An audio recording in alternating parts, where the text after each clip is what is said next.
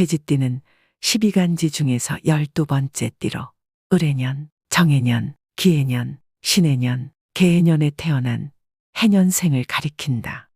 달은 음력 10월, 계절로는 겨울, 절기로는 입동부터 소설을 지나 대설전까지, 한자로는 해를 뜻하며 오행으로는 수, 음양으로는 음의 기운에 해당한다. 돼지띠는 겨울의 문턱과 같은 양상이다. 입동을 넘어 해수의 시간이 펼쳐지기 때문이다. 해월은 입동 다음에 찾아오는 소설의 절기도 품고 있는데, 옛말에 소설 추위는 빚을 내서라도 한다라는 말이 있다.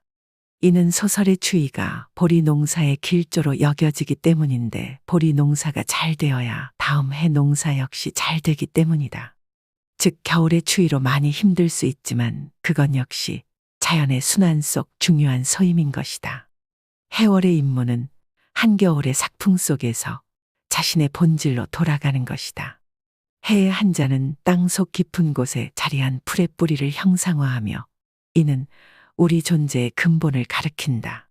겨울이 오면 지난 봄부터 가을까지의 시간을 돌아보며 그 성과를 근본에 비추어 성찰하는 시간을 갖게 된다.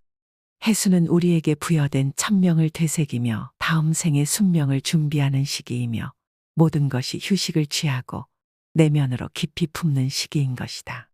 겨울은 하루 중 잠을 자는 시간에 해당하며, 잠을 통해 다음 날을 위한 에너지를 응축한다. 충분한 응축이 이루어져야 새날이 밝았을 때 활기차게 새로운 하루를 시작할 수 있는 것이다. 돼지띠는 바로 이러한 해수의 임무를 담당한다.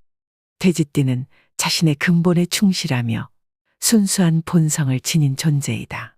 뱀과는 상충하는 관계로 뱀띠는 영리해서 꾀가 많다면, 돼지띠는 꾀를 부리지 않고 직진하는 성향을 가졌다. 돼지띠의 직진성은 때로는 단순하고 미련하다 오해받을 수 있지만, 그것은 오히려 근본에 대한 충실함과 순수함의 표현이라는 사실을 알아야 한다. 그러나 아무리 모든 것을 안으로 품고 오로지 직진하며 근본에 충실한 돼지띠이지만, 지독하게 지치고 버티기 힘든 순간이 분명 존재할 것이다.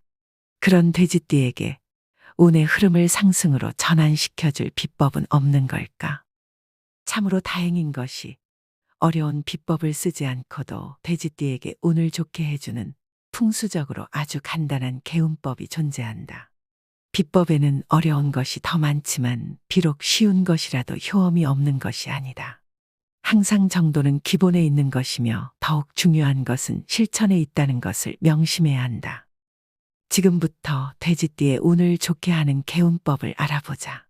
이 개운법을 실천한다면 2025년 을사년을 맞이할 돼지띠에게 부와 번영이 함께할 것이다. 첫 번째, 자신이 태어난 해에 천간이 상징하는 색의 복주머니를 준비한다. 이는 하늘의 기운을 받기 위해 그러하다. 하늘에 존재하는 오행의 길을 갑을병정, 무기경신, 임계라 하여 10가지가 있다. 을해년은 60갑자로 헤아리면 12번째 해이다. 천간이 을이고 지지가 해인 해로 청색을 상징한다. 을해년생은 1935년, 1995년 푸른 돼지의 해에 태어난 사람이므로 파란색 계열의 복주머니를 준비한다. 정해년은 60갑자로 헤아리면 24번째 해이다. 천간이 정이고 지지가 해인 해로 적색을 상징한다. 정해년생은 1947년, 2007년 붉은 돼지의 해에 태어난 사람이므로 빨간색 계열의 복주머니를 준비한다. 기해년은 60갑자로 헤아리면 36번째 해이다.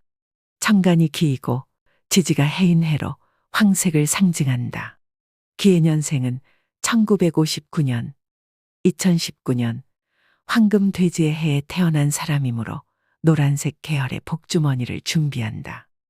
신해년은 60갑자로 헤아리면 48번째 해이다.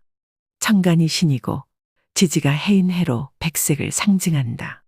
신해년생은 1911년, 1971년 흰돼지의 해에 태어난 사람이므로 흰색 계열의 복주머니를 준비한다. 계해년은 60갑자로 헤아리면 60번째 해이다. 천간이 개이고 지지가 해인 해로 흑색을 상징한다. 개년생은 1923년, 1983년 검은 돼지의 해에 태어난 사람이므로 검은색 계열의 복주머니를 준비한다. 두 번째, 자신이 태어난 해의 지지가 상징하는 반환살 방향을 알아야 한다. 이는 땅의 기운을 받기 위해 그러하다. 땅에 존재하는 길을 자축인묘, 진사오미, 신유수레라 하여 12가지가 있다. 이것은 땅을 지키는 12지신을 의미한다. 돼지띠의 지지인 해의 반환살 기운이 머무는 자리는 동쪽과 동남쪽 사이의 동동남 방향이다. 시계 방향의 4시 방향으로 이해하면 될 것이다. 집 중앙에서 나침반을 들고 방위를 측정하면 된다. 나침반이 없을 경우 핸드폰 나침반 어플을 이용해도 좋다. 반환살은 한자로 움켜잡을 반, 말 한 장 안을 쓰며 말 한 장을 움켜잡은 대로 말이 잘 따라가게 되니 내가 바라는 대로 말을 잘 듣는다는 의미가 있고, 이는 재물이 들어오면 내가 바라는 대로 움켜잡는다는 뜻이다. 이처럼 반환살 방향은 돈, 재물과 관련이 깊은 방향이 된다. 반환살은 인생의 여정에서 어려움과 고비를 극복하고 마침내 안락한 위치에 도달하여 자신의 삶을 돌아본다는 의미도 내포하고 있다.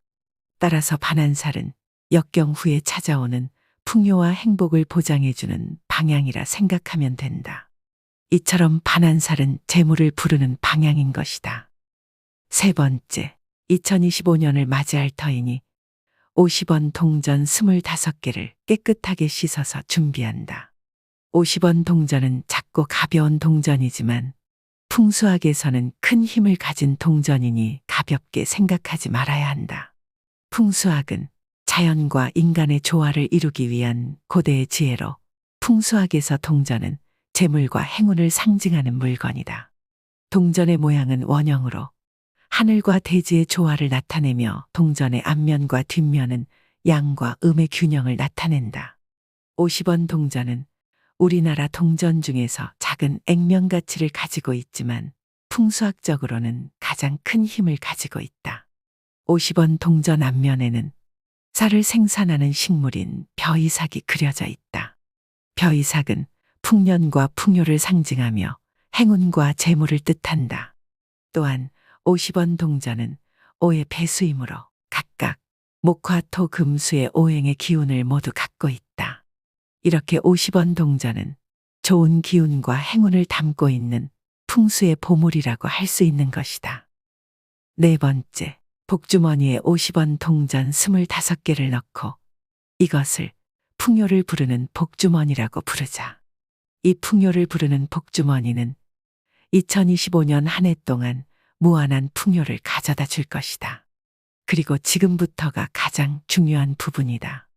이 풍요를 부르는 복주머니를 반드시 반환살 방향에 보관해야 한다. 운 중에서도 특히 금전운은 후덥지근하고 밝은 곳보다 약간 어둡고 시원한 공간을 좋아한다. 이것은 약간 어둡고 시원한 공간이 밝고 후덥지근한 공간보다 훨씬 차분하고 안정적인 기운이 작용하기 때문이다. 집의 반환살 방향에 서랍장이나 금고를 두고 그 속에 풍요를 부르는 복주머니를 넣어두자.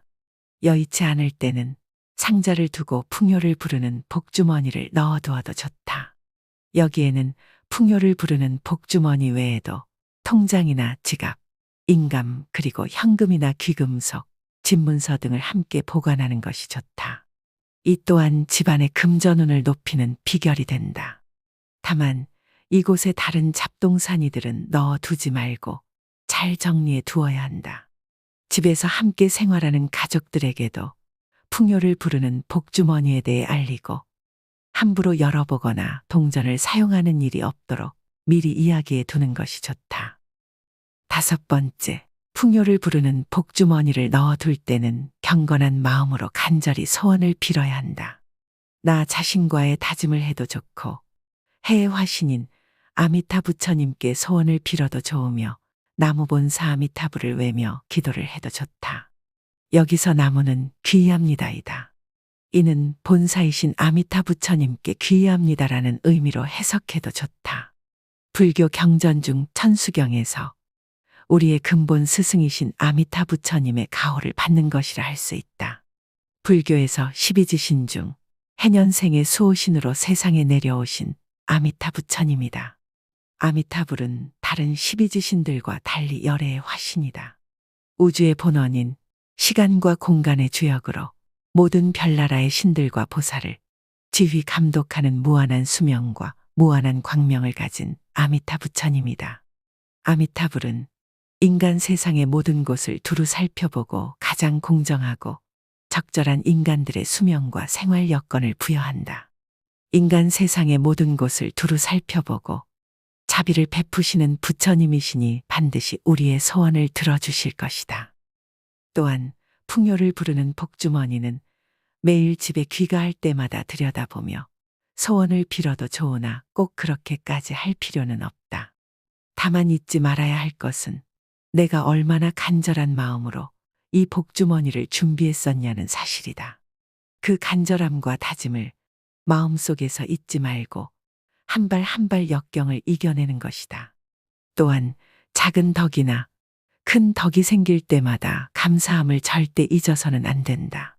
나를 도와준 그 사람에게, 그 환경에, 그 자연에 잘 이겨낸 나 자신에게 항상 감사할 줄 알아야 한다.